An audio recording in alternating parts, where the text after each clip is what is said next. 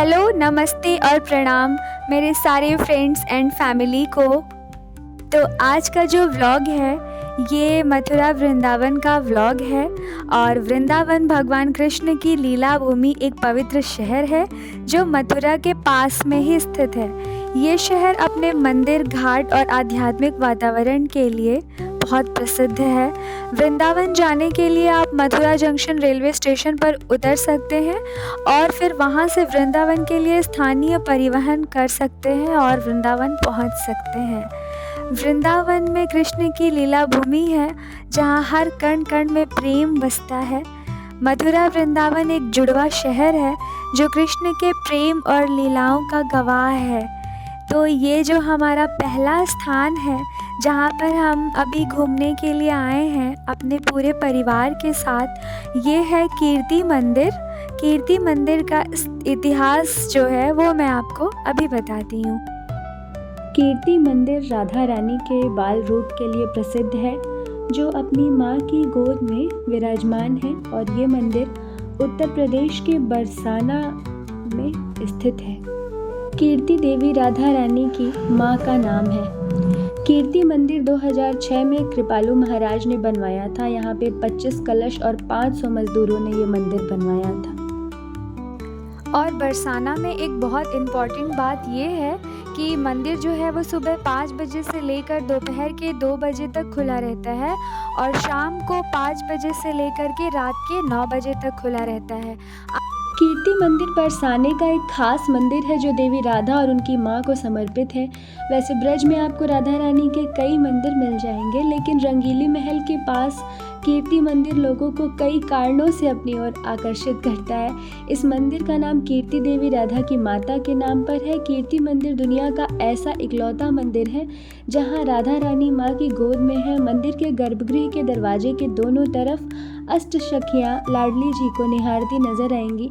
यहाँ आपको तरह तरह की झांकियाँ भी देखने को मिलेंगी। राधा रानी को झूला झुलाते श्री कृष्ण की झांकी बरबस ही पर्यटकों को आकर्षित करती रहती है। सखियों के साथ रासलीला करते राधा कृष्ण की झांकी पर्यटकों का मन मोह ही लेती है। कीर्ति मंदिर अद्वितीय सौंदर्य और मधुरता का एक अनूठा स्मारक है।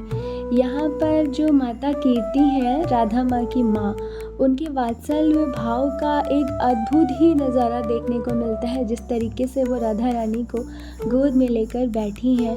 और इस मंदिर का दर्शन करने के पश्चात हम चले गए थे अपने दूसरे स्थान पर जो कि दूसरा मंदिर था और वहाँ पर हमें थोड़ा सा वॉक करके जाना था क्योंकि मंदिर के बिल्कुल दरवाजे तक गाड़ियाँ नहीं जाती हैं। जैसा आप देख सकते हैं कि सब लोग वॉक ही कर रहे हैं और मेरे फैमिली के मेंबर्स इतना तेज़ी से चलते हैं, या कह सकते हैं कि व्लॉग बनाने के चक्कर में मैं ही पीछे हो जा रही हूँ। आगे आगे पापा चलते हैं। पापा बहुत तेज़ी से चलते हैं। आपको पता ही होगा मेरे पापा पुलिस में हैं, तो उनकी जो चाल है, वॉक है, वो काफ़ी तेज़ है।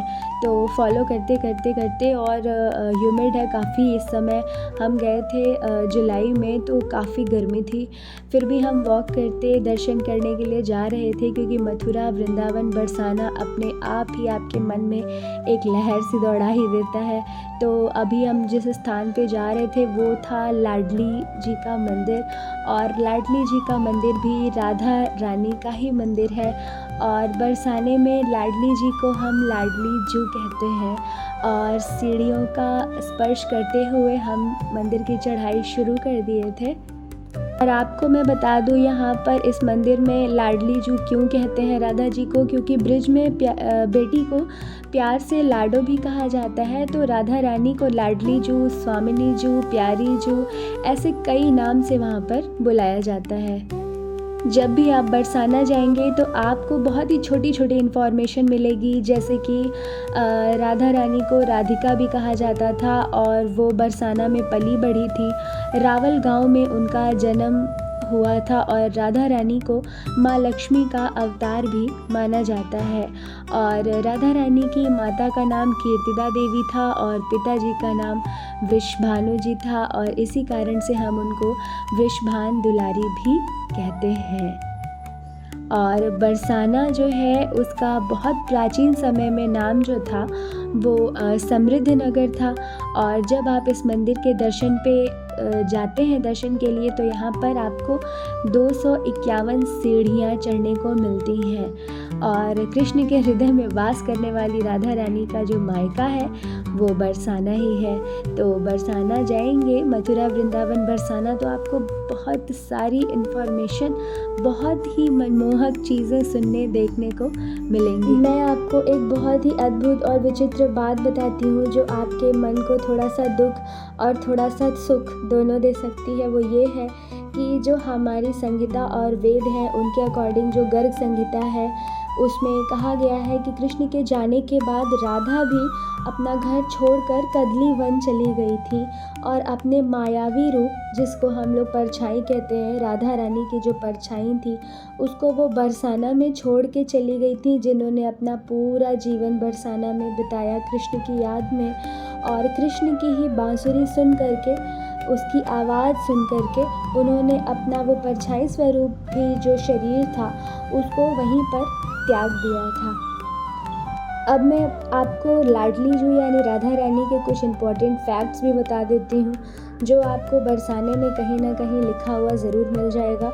तो जो राधा रानी थी, बरसाना उनका जन्म स्थान माना जाता है। वृषभान की पुत्री के रूप में इन्होंने जन्म लिया था। और ये जो मंदिर है लाडली जू का मंदिर, ये ब्रह्मांचल पर्वत पर स्थित है। यहाँ पे राधा रानी का निवास माना जाता है। और राधा रानी मतलब पुरानी कथाओं के अनुसार जो राधा रानी थी वो उनकी माता के गर्भ से नहीं बल्कि वृषभानु जी की तपोभूमि से प्रकट हुई थी।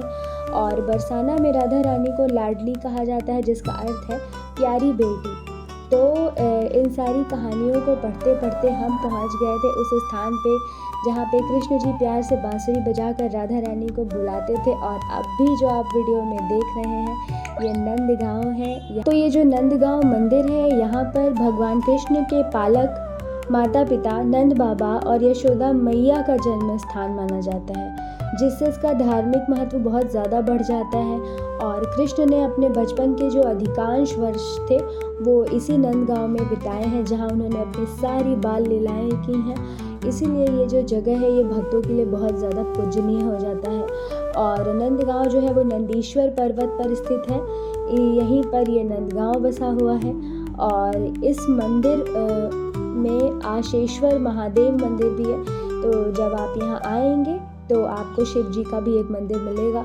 भगवान कृष्ण के दर्शन के लिए समाधि में भगवान शिव यहाँ पर लीन हो गए थे। यहाँ पे नंद महल है, पवन सरोवर है, चरण पहाड़ी है, ये सारी चीज़ें हैं, आप आकर देख सकते हैं। उस मंदिर का दर्शन करने के बाद हम आ गए थे ये राधा सरोवर में। ये जो सरोवर है आपको इसमें नीचे जा कर के ना हाथ पैर धुलना है ना मुँह धुलना है, कुछ नहीं करना है। इस पानी को आपको टच नहीं करना है। वेदों के अकॉर्डिंग और यहाँ के लोगों के बताने के अकॉर्डिंग ये बहुत शुद्ध है, लेकिन देखने में ये पानी उतना साफ़ नहीं था, इन्फेक्शन भी हो सकता है, तो आप इस पानी को टच नहीं करेंगे। वहाँ से वो मंदिर मतलब वो जो सरोवर था वहाँ स्नान करने के बाद कुछ और लोकल मंदिर थे जिनका हमने दर्शन किया है।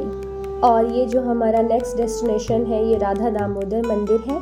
ये मंदिर कृष्ण की पूजा दामोदर रूप में उनकी पत्नी राधा के साथ की जाती है। यहाँ पर ये वृंदावन के 7 प्रमुख गोस्वामी मंदिरों में से एक है। ये मंदिर गौड़ीय वैष्णव परंपरा से संबंधित है और इसकी स्थापना जीव गोस्वामी ने 1542 में की थी।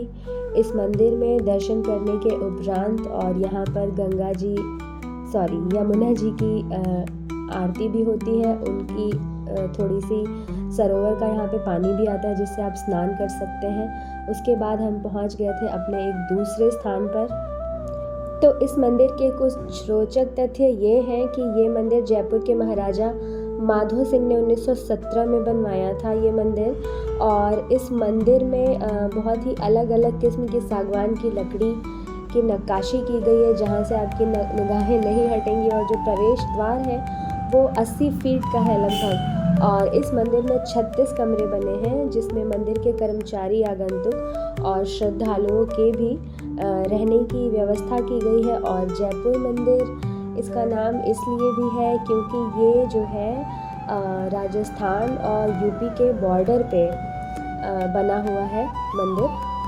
तो यहाँ के पहुँचने के लिए आपको कुछ इम्पॉर्टेंट फैक्ट्स बता देती हूँ। ये मंदिर मथुरा रेलवे स्टेशन से 12 किलोमीटर की दूरी पे है और अगर आप यहाँ पर रुकते हैं रूम लेकर के तो यहाँ से बांके बिहारी मंदिर 1.5 किलोमीटर, प्रेम मंदिर 3.5 किलोमीटर और निधि वन जो है वो 2.5 किलोमीटर पड़ सकता है। और ये मंदिर आप मतलब यहाँ पे काफ़ी शांति है, थोड़ा सा ये डिस्टेंस में पड़ेगा वृंदावन की वो जो गलियाँ और वहाँ का चहल पहल है वहाँ से डिस्टेंस में पड़ेगा, लेकिन यहाँ भी एक अलग किस्म का पीस था। मम्मी के साथ मैंने बहुत ढेर सारी फ़ोटोज़ ली हैं और जितना मुझे ख्याल आ रहा है, क्योंकि ये मैं वॉइस ओवर काफ़ी बाद में कर रही हूँ, जितना मुझे ख्याल आ रहा है ये भरतपुर डिस्ट्रिक्ट में पड़ा था ये मंदिर। और वहाँ से दर्शन करने के बाद, सारी परिक्रमा करने के बाद हम वापस आ गए थे और हमारी जो नेक्स्ट डेस्टिनेशन थी वो थी राधा सरोवर।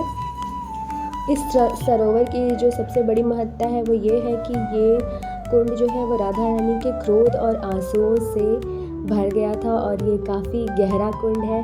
बस यही था आज का दिन। हे गाइस, तो हम लोग आ गए हैं और ये मेरा भाई देखिए ले लिया है। ये देखिए इसकी हरकतें कैसी सी हैं, ये देखिए। तो बस अंत में ये कहना है कि आनंद में खो जाता है दिल, वृंदावन की गलियों में कुछ अलबेला सा नशा है। राधे